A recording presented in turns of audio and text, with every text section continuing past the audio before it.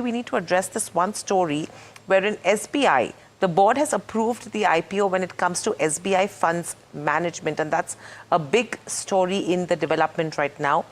They've said that the bank will be selling their 6.3% stake through an IPO, and SBI Funds Management is the asset management arm of SBI.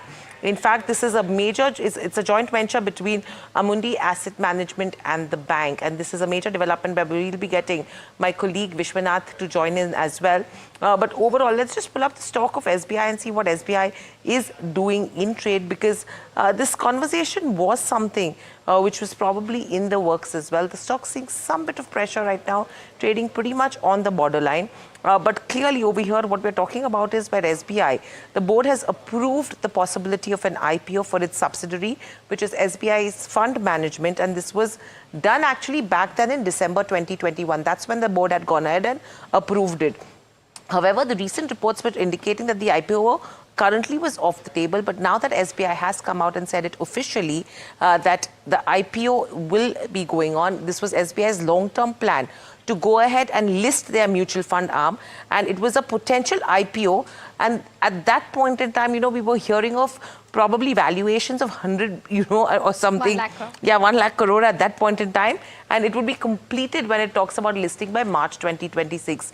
These were conversations that were happening in the past. But the developing story right now is where the SEBI's board has also approved, had approved the exploring a potential IPO to offload that 6% stake in SBI Funds Management, which is a joint venture with a French asset manager, which is Amundi and SBI. Just to reiterate, the board has approved the IPO of SBI Funds Management. They will be selling 6.3% stake through the IPO. And this is the asset management arm of SBI. And it's a joint venture with Amundi Asset Management.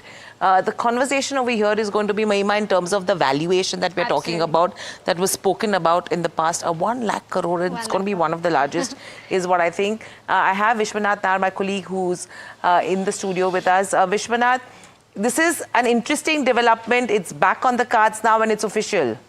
Yeah, so the announcement was expected at some point in time this year, and it's coming in now, of course, just a day after the bank announces results on Tuesday. Now on Thursday, they've come out with the announcement that the board has cleared the IPO for SBI Funds Management. SBI Funds Management, just for our viewers' reference, is a joint venture that State Bank of India has with Amundi Asset Management, which is a French asset management company.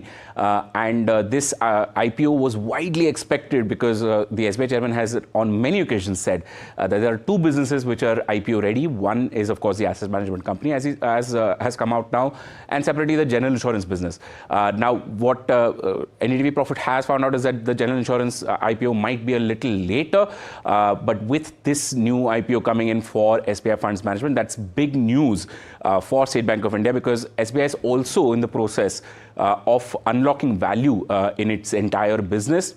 As far as its results are concerned, the bank has crossed 100 lakh crore in business assets plus deposits together.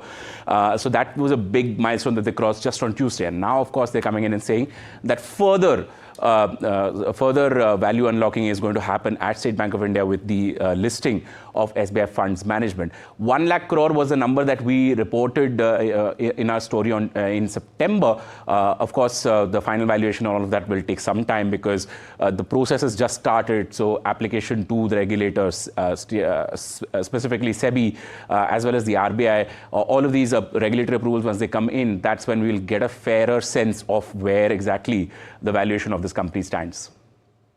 Vishy, what's interesting over here is, one, when you're talking about a 1 lakh crore valuation, how big is it going to be? Because I think this would be the largest ever an asset management company would list with in terms of valuation in India, is my read, number one.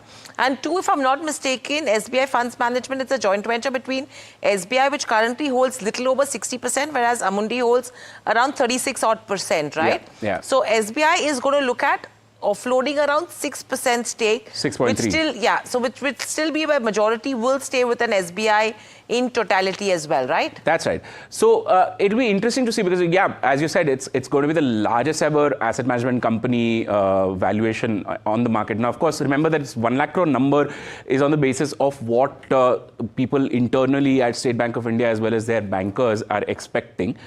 We still need to see, what the final valuation that they actually arrive at and at what valuation they actually go out to list. Because, of course, there's a lot of interest in SBI Funds Management simply because they're also one of the largest distributors of that mini SIP product that SEBI came out with, the 250 rupees. So they were one of the earliest sort of people who had come out with that kind of small quantity SIP. That way they can reach out to a larger base of customers, and India is expanding in retail mutual fund SIPs already. So we'll watch out for what exactly the number comes out at, but either way, even if it is in 1 lakh crore, this is still a very massive development for a State Bank of India. Another follow-up I have from a regulatory aspect for you. Do you think that the company may need to actually seek an exemption from SEBI as well when it comes to the minimum shareholding MPS rule? Because the current shareholder agreement might limit the public float to less than the required 25% initially.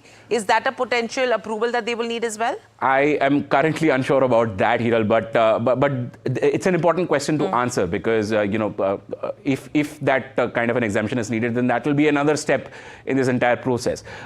One could also think about Amundi actually selling out a significant part of their stake as part of this IPO. So all of these are currently moving parts, and as and when we get the final sort of direction in which this listing will go, we'll report that to our viewers. Absolutely. Thank you so much for that. And, those questions are just to highlight right now as to what could be the potential questions that need to be answered. What are the possibilities?